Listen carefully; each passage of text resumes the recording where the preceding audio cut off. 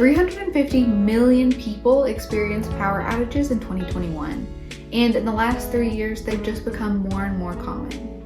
Chances are, if you haven't experienced an outage already, you will in the next year or so. So I'm here to help you get ready for an outage before it comes your way. There are several reasons why we're seeing a lot of outages right now.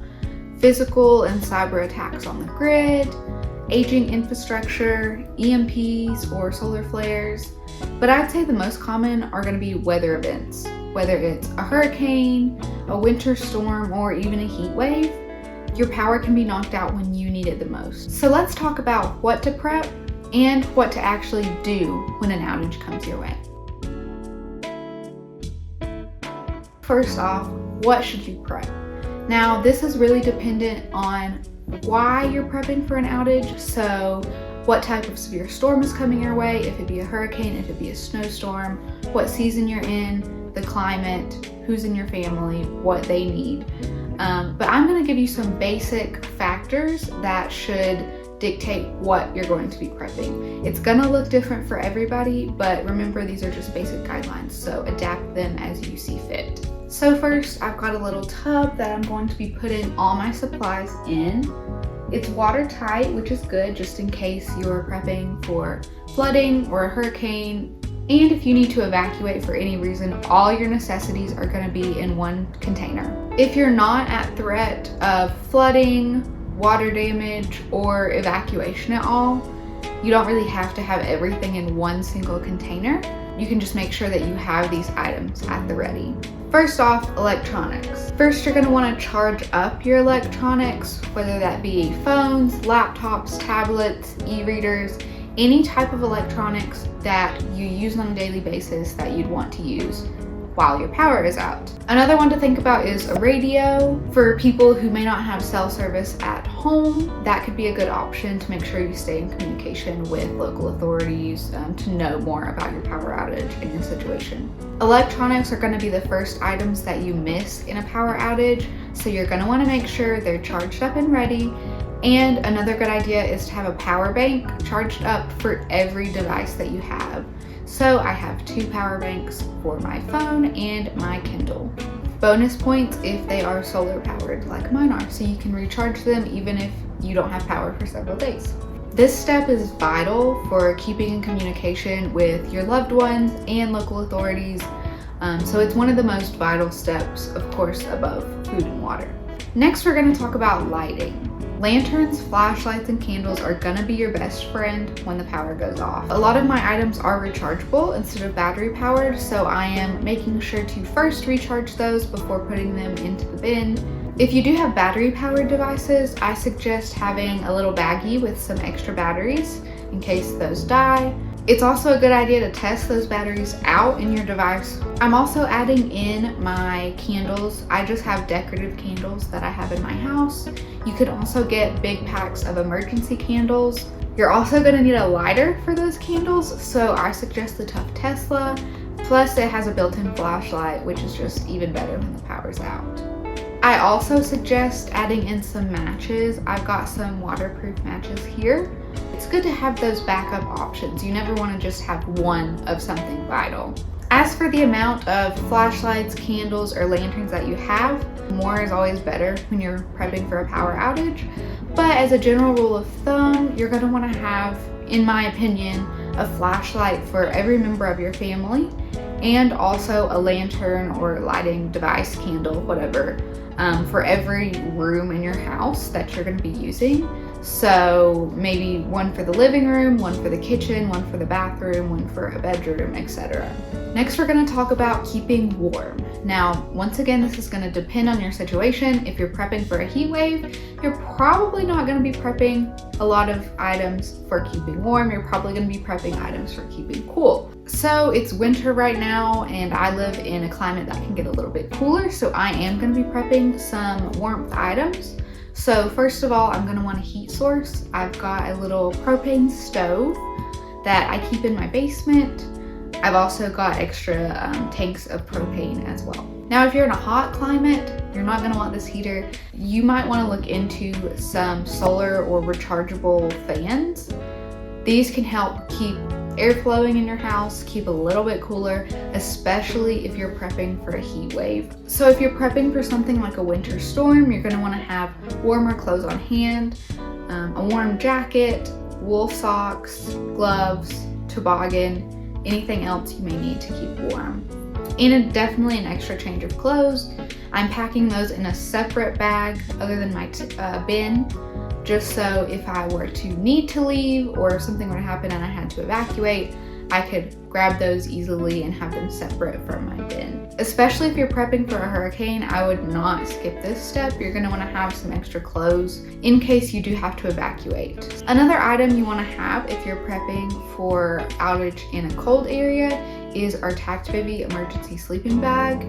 It is a great emergency sleeping bag. It reflects a ton of your body heat to keep you super warm. So even if you're staying in your house, you're going to want to have these on hand. You can line if you're sleeping in a sleeping bag, you can line a sleeping bag with it, or use it just with your regular blankets, comforter that you're sleeping under. Next, one of the most important steps, food and water. You're gonna have to have these no matter what situation you're in. Once again, this is gonna depend on how long you think your outage is gonna be lasting. As a general rule of thumb, I recommend prepping 72 hours of food and water that you can use and prepare when your power is out. So for food, I have a bit of a variety. I've got my canned food, my canned meat, soups, etc. Then I've got my freeze-dried food that can be made right in the pouch that it's in, just add water. And you can also add other shelf-stable foods that maybe your family already eats for snacks or for meals. Granola bars, protein bars, anything else that's shelf stable. The key is that your family needs to like to eat it. It's also a good idea to have a cooking source so you can heat up that food when you're ready to eat it. I've got a small pocket stove and mess kit that I'm going to be adding. Make sure you don't forget utensils. I know you probably have these in your home, so if you plan on staying, you might not add utensils, but if evacuation may be in the cards for you, you're gonna want to have utensils. So I've got this multi-purpose fork that's got spoon, fork, and knife on it that I'm going to be adding in. And don't forget a can opener if you've got canned foods. Next is a step that feels a bit harder than food, but it's even more important to prep, and that is water. So once again, I'm going to recommend about 72 hours worth of water. And as a rule of thumb, you're going to want 1 gallon of water per person in your household per day. And side note, don't forget your pets when you're prepping water. They're gonna need water as well. Many people out there don't have those fancy large tanks to store water in, and that is totally okay. For shorter term instances like this one, you can find some food safe containers that you have empty. So I've got a ton of old canning jars, so I'm gonna be filling up some of those. Also, another idea is just to fill up any water bottle that you have. I have a lot of water bottles, so that's going to be what I'm filling up first. So for hygiene water, an idea is to, right before the outage, stop up your bathtub or your sink and fill it up with water. But that water will be good for washing. It's also good water to use for your pets.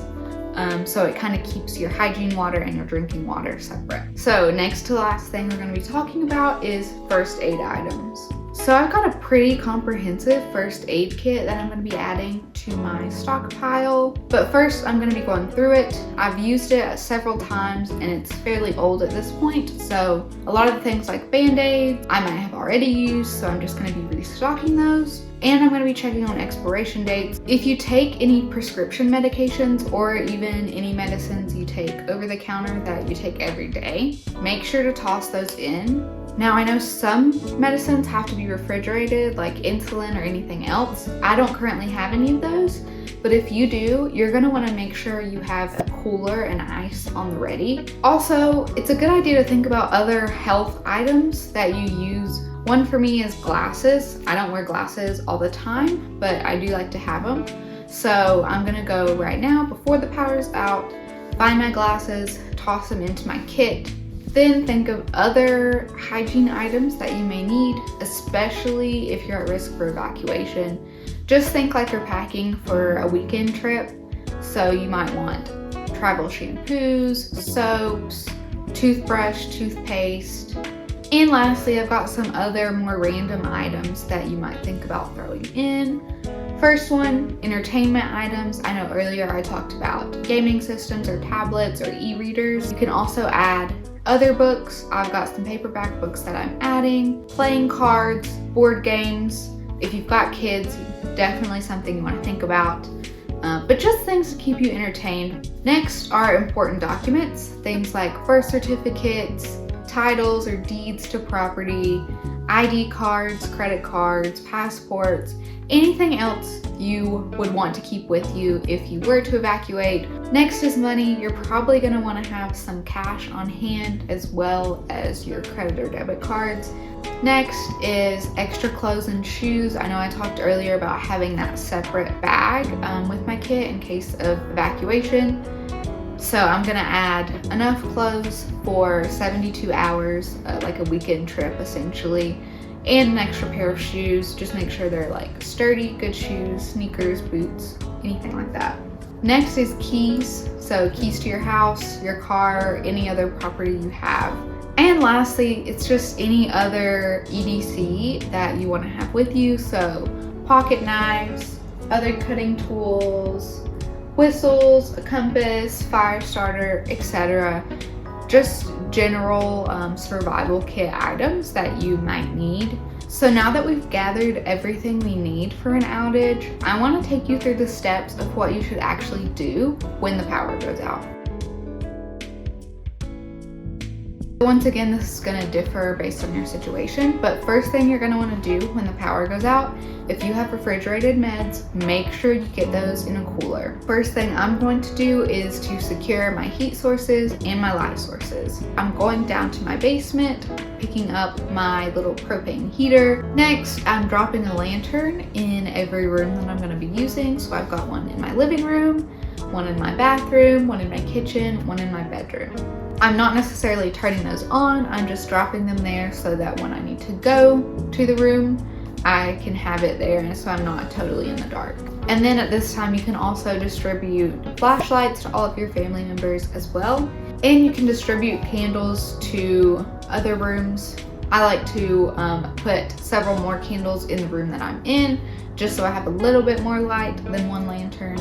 Next step, I'm gonna try to get in contact with the power company to report the outage or to see how long we may be without power. Step 4, this is going to be the longest step. It's just wait it out. Use your entertainment devices, read your book, play your games, eat food, drink water as you need to, and just keep in contact with your power company or local authorities so you can get updates on when your power is expected to be back on. Step 5, this is going to vary for everybody, but if you find that you need to evacuate, if you can, try to gather as many lanterns, flashlights, candles that you've kind of put throughout your house, and your heat source or fans as well. If you can't grab anything else, make sure you get your emergency tub that has your medicines and important documents in it. So just a reminder throughout the whole process, stay calm. I know saying that sounds way easier than it actually is, but just remember that panicking isn't going to get you out of an emergency situation faster. Alright, well I hope that emergency situations and power outages aren't going to happen to you. It's so important to make sure you know what to do and that you're ready for one if they were to occur. I've got a list of everything I packed in the description with links to certain products, so you can go down there, look at those, make sure you have everything at the ready. If you want more tips for prepping for different types of emergencies, let us know down in the comments and you might see a future video about those. And don't forget to subscribe to our channel for more preparedness tips and survival hacks. And I hope you all have a good, safe day.